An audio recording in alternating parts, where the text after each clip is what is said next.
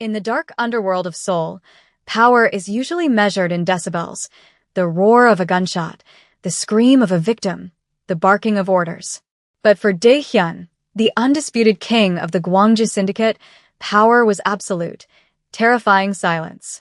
He sat in the back of the armored sedan, watching the neon city bleed past the rain-streaked glass like watercolor paint on a dark canvas.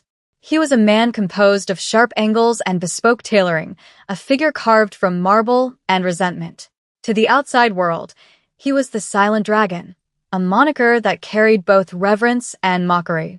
Born into a world without sound, he had mastered the art of reading the microscopic twitches of human facial muscles, the frantic pulse in a liar's jugular, and the rhythmic vibration of fear that hummed through floorboards. He did not need to hear a man beg to know he was desperate. He did not need to hear a betrayal to feel the shift in the air pressure of a room. His disability was his fortress. Or so he told himself. The paradox of his existence was suffocating. He controlled a chaotic empire of noise, nightclubs, shipping lanes, underground gambling dens. Yet he lived in a pristine, vacuum-sealed bubble. Tonight, that bubble felt heavier than usual. He rubbed his temples, where a dull, throbbing pressure had been building for weeks, a ghost in the machine of his skull. His lieutenant, a man named Choi, sat in the front seat, his mouth moving in the rearview mirror. Dae-hyun watched the lips. "We have the shipment. The Russians are satisfied." Dae-hyun merely nodded, his gaze returning to the window. He was feared. He was obeyed. He was unstoppable. But as the car idled at a red light, he saw a street musician playing a saxophone on the corner. The man's cheeks puffed out, his body swaying with an invisible rhythm, eyes closed in ecstasy.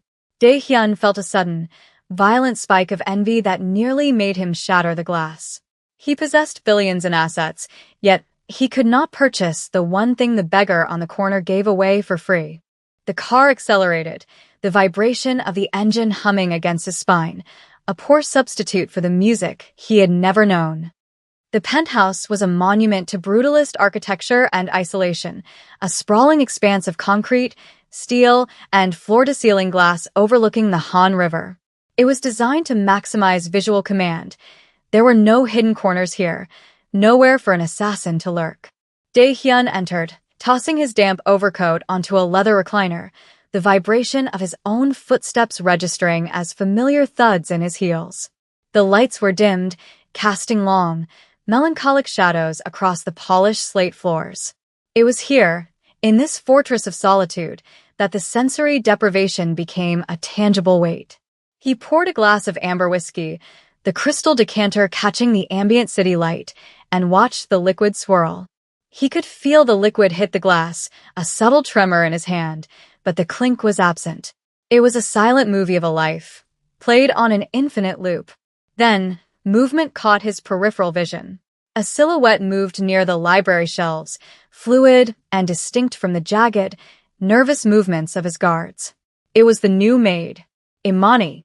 She had been with the household for 3 weeks, a quiet presence that Dae-hyun had initially categorized as background scenery, irrelevant to the violent calculus of his daily life. But she was difficult to ignore. She was 28, with skin the color of deep obsidian and eyes that held a startling, intelligent depth. She moved with a dancer's grace, a deliberate economy of motion that didn't vibrate the floorboards like the heavy-footed thugs he employed. She was dusting the upper shelves, stretching, her form illuminated by the moonlight filtering through the rain. Dae-hyun paused, the whiskey glass halfway to his lips. In his world of hypervigilance, everyone was a threat until proven otherwise, yet Imani registered as something else. A disruption. A variable he hadn't solved. He found himself studying her, not as a boss evaluates a subordinate, but as a man starved of beauty evaluates a work of art. She turned, sensing his gaze, the sixth sense that people develop when a predator enters the room, and bowed deeply. He saw her lips move. "Good evening, sir." The politeness was standard, but there was no fear in her eyes, only a calm, observant curiosity. It unsettled him. It intrigued him. The headache returned with a vengeance, no longer a dull throb but a piercing lance of white-hot agony drilling behind his right ear.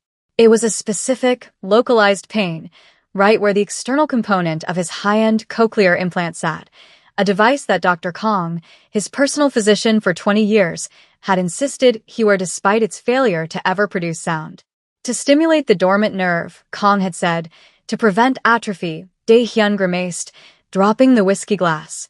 It shattered on the floor. He didn't hear the crash, but he felt the vibration of the impact travel up his legs.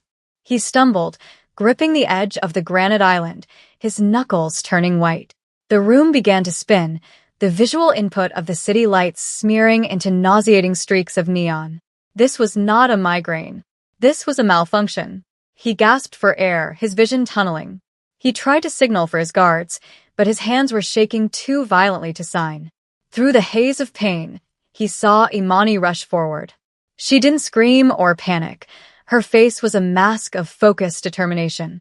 She bypassed the broken glass, her movements swift and silent, appearing at his side like a phantom. She reached out, her hands warm and firm against his biceps, steadying him. He looked into her eyes, seeing his own reflection distorted by pain. He tried to push her away. Weakness was death in his world, and he could not be seen like this. But he lacked the strength. The agony was radiating from the device behind his ear, sending electric shocks down his neck. Imani seemed to realize the source immediately. She didn't look at his face. She looked at the device. Her eyes narrowed, not with confusion, but with recognition. A flash of anger crossed her features, a strange emotion for a maid witnessing a medical emergency. She guided him to a chair, forcing him down. Her lips moved, urgent and precise. Hold still. The command was so authoritative that Dae-hyun, a man who commanded armies, froze. What happened next defied every rule of his existence. Imani didn't call for help. She didn't run for the intercom. Instead, she reached into the pocket of her apron and pulled out a small, specialized multi-tool, something a maid would never carry, something that looked more suited to a watchmaker or a bomb technician. She stepped in close, her body pressing against his shoulder, her scent of jasmine and rain overwhelming his senses. He felt the cold metal of the tool against the skin behind his ear. Panic flared in his chest. Was she an assassin? Was this the end? But the pain was so blinding he couldn't fight back. With surgical precision, she manipulated the casing of his external processor. He felt a click, a vibration that rattled his skull, and then she pulled something out. It wasn't a battery. It wasn't a wire. She held it up to the light, her expression grim. It was a small, translucent chip, no larger than a fingernail, pulsing with a faint, rhythmic red light. It was a dampener, a signal jammer, a parasitic piece of technology designed not to aid hearing, but to suppress it. Dae-hyun stared at the object, his mind reeling, trying to comprehend the geometry of the betrayal. He had been told his nerves were dead. He had been told there was no hope. But as Imani tossed the chip onto the table, she reached back to his ear and adjusted a frequency dial on the processor that had been locked for decades. She looked at him, her eyes fierce, and whispered something. But he didn't read her lips. He didn't have to. The sensation hit him like a physical blow, a tidal wave of pressure that nearly knocked him out of the chair. It wasn't sound, not at first. It was violence. It was a raw, scraping, chaotic intrusion into his sanctuary of silence. The air itself seemed to scream. A low, thunderous roar filled his head, the sound of his own blood rushing through his veins. The hum of the refrigerator in the far corner sounded like a jet engine taking off. The rain against the window, previously a poetic visual, was now a barrage of machine gun fire. Tuck, tuck, tuck, tuck. He clamped his hands over his ears, curling inward, a guttural cry ripping from his throat. He heard that too, a ragged, animalistic sound that terrified him because he had never heard his own voice before. It was deep, rasping, and uncontrolled. Sensory amplification was an understatement. This was sensory assault. The world was too loud, too sharp, too present. Every dust mote seemed to have a frequency. The fabric of his shirt rustling against his skin sounded like sandpaper on concrete. He was drowning in a sea of noise, his brain scrambling to interpret signals it hadn't processed since birth. He was gasping, hyperventilating, the shock threatening to send him into cardiac arrest. He was a god brought down to earth, stripped of his armor, flayed alive by the atmosphere. He squeezed his eyes shut, trying to block out the visual input to focus on the auditory agony, but the synesthesia was overwhelming. The sounds and colors, jagged flashes of red and violent purple bursting behind his eyelids. Through the chaos, a single sound began to cut through the static. It was soft, rhythmic, and melodic. A lifeline thrown into a hurricane. It was a voice. Not the distorted, muffled vibrations he had imagined, but a clear, resonant tone that seemed to wrap around his frayed nerves like warm silk. "Look at me," the voice said. "Focus on me." He opened his eyes, tears streaming down his face, tears of pain, of shock, of a lifetime of silence breaking. Imani was kneeling before him, her hands cupping his face, her thumbs stroking his cheekbones. Her mouth was moving, and for the first time, the movement matched the sound. "Breathe, Daehyun. Just breathe." The sound of his name, spoken by another human being, was the most profound thing he had ever experienced. It was intimate, terrifyingly real. He stared at her, seeing her not just as a maid, but as the architect of his rebirth. The realization hit him with the force of a bullet. He could hear. He had always been able to hear. The dampeners she had removed. It meant his disability was a lie. A manufactured cage. His doctor, his lieutenant, the people he trusted, they had done this. They had kept him deaf to control him, to keep him isolated, to make him the perfect, predictable weapon. The shock began to transmute into a cold, lethal fury, but Imani held his gaze, anchoring him in the present. "Do not let the noise win," she whispered, her voice a soothing contrast to the mechanical shrieks of the apartment. "Listen to my voice." Only my voice, in that moment, amidst the cacophony of a new world, a dark, dangerous romance was born, not of flowers and dates, but of shared secrets and the shattering of chains. He leaned into her touch, the first sound he truly understood being the beat of her heart as she pulled him into an embrace, shielding him from the noise of the world he was about to burn down. For the first hour, Daehyun remained in the chair, his body trembling with the aftershocks of sensory integration. Every input was a physical assault. The distant wail of a siren 3 miles away felt like a needle being dragged across the surface of his brain. The hum of the penthouse's climate control system was a low, menacing growl that seemed to vibrate in his molars. Imani did not leave his side.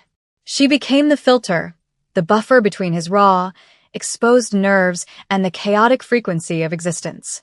She moved around the room, dampening the environment, closing heavy velvet drapes to muffle the street noise, placing thick rugs over the echoing slate, turning off the buzzing halogen lights until only the soft, silent glow of a singular lamp remained.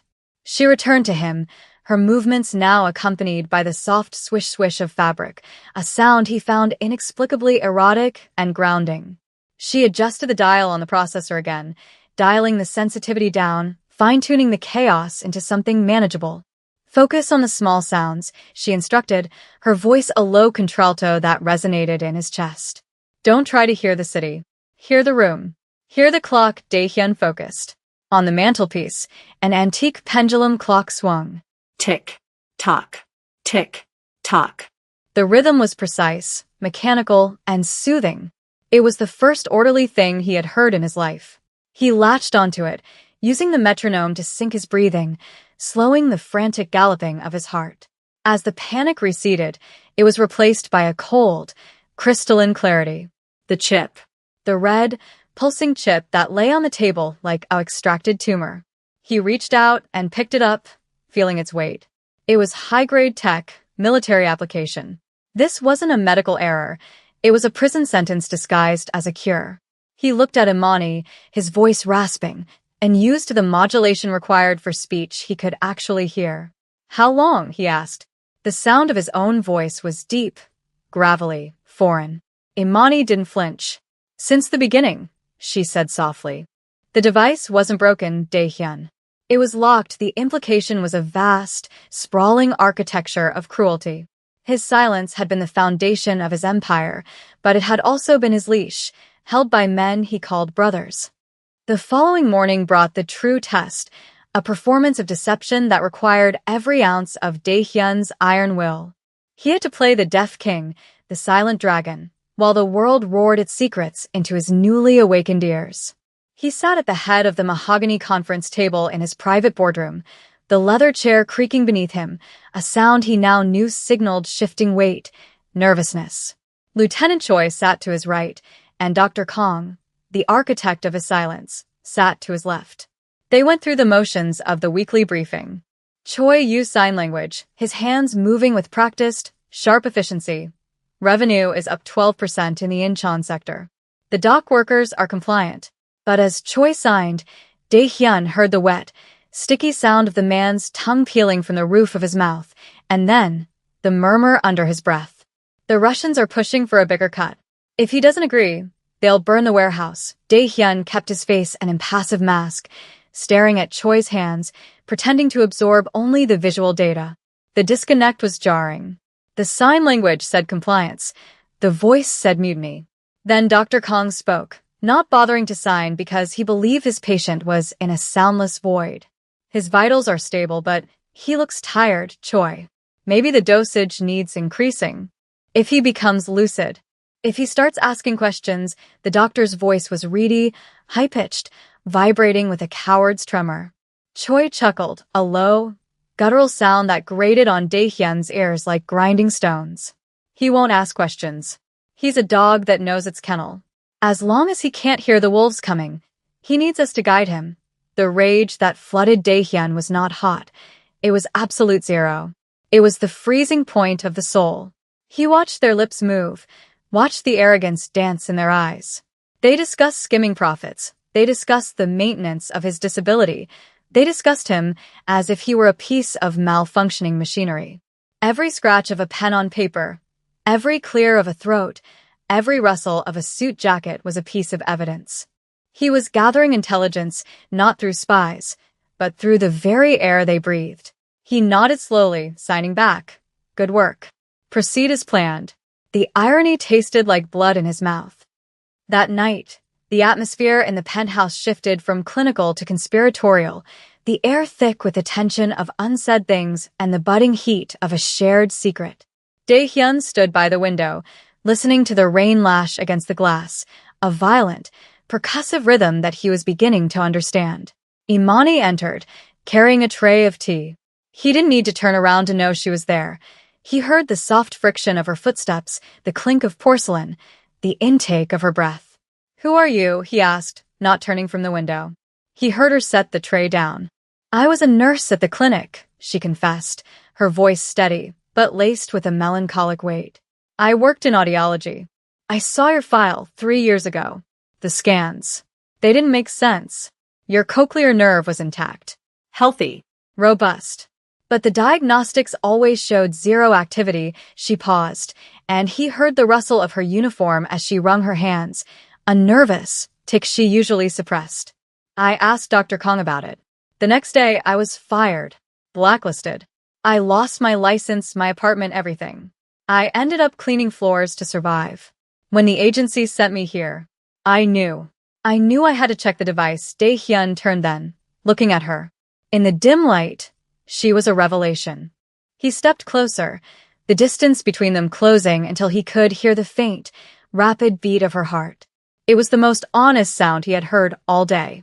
"You risked your life," he murmured, reaching out to touch the side of her face.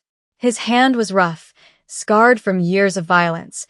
Her skin was soft, warm. "Why?" She looked up at him, her eyes searching his. "Because silence should be a choice," she whispered. Not a cage. The romance that bloomed between them in that moment wasn't born of flowers or courtship. It was forged in the fires of survival. He leaned down, his forehead resting against hers, and for the first time, he listened to the sound of another person's breathing not as a medical sign, but as a shared intimacy.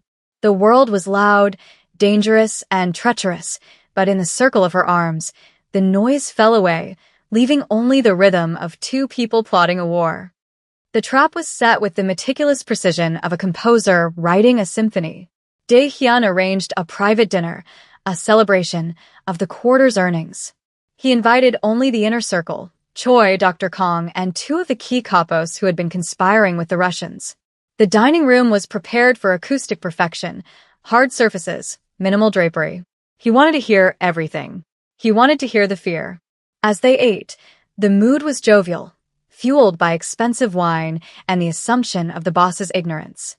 Imani served the courses, moving like a shadow, her eyes meeting Daehyun's briefly, a silent exchange of readiness.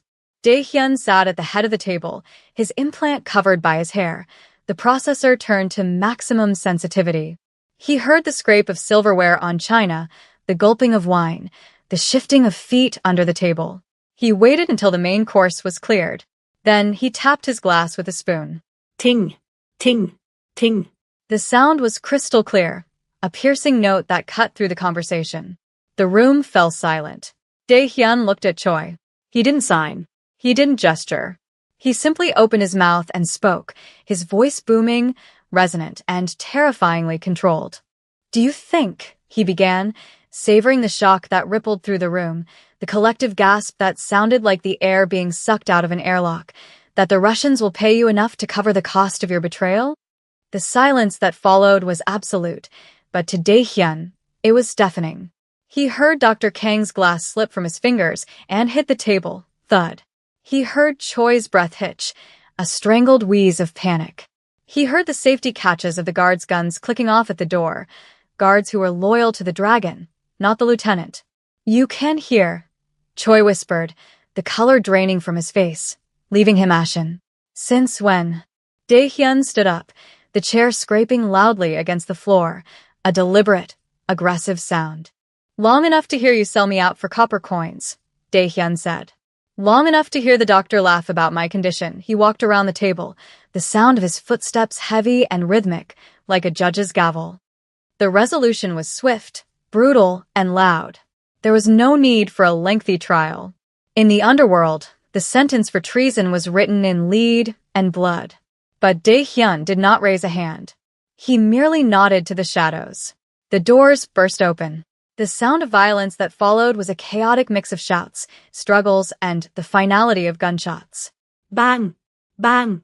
The concussive blasts rang in Daehyun's ears, sharp and stinging, but he did not flinch. He watched as Choi and Kong were dragged away, their pleas for mercy falling on ears that were now mercilessly open.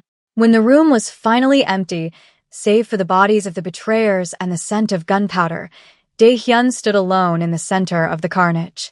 The ringing in his ear subsided, replaced by the humming silence of a city outside. He walked to the balcony doors and threw them open. The roar of Seoul rushed in, the traffic, the wind, the distant shouts of the living. It was a cacophony, a mess, a disaster of noise. And it was beautiful. Imani stepped out beside him, wiping a speck of blood from her cheek. She didn't say a word. She didn't have to. He could hear her presence. He turned to her, the wind whipping his hair, the sensory overload now a manageable hum in the background of his consciousness. He took her hand, squeezing it, feeling the bones and sinew, hearing the friction of skin on skin. He was the dragon, no longer silent, but roaring with the force of a storm unleashed. The city below didn't know it yet, but the rules had changed. The man who listened to everything had arrived, and his reign would be thunderous. He looked at Imani, and for the first time in his life, he whispered a secret that wasn't a lie. "Music," he said, looking at the chaos of the lights below. "It's all music," and as the sirens wailed in the distance, creating a harmony with the wind, he pulled her close, the architect of his freedom, and finally, truly listened.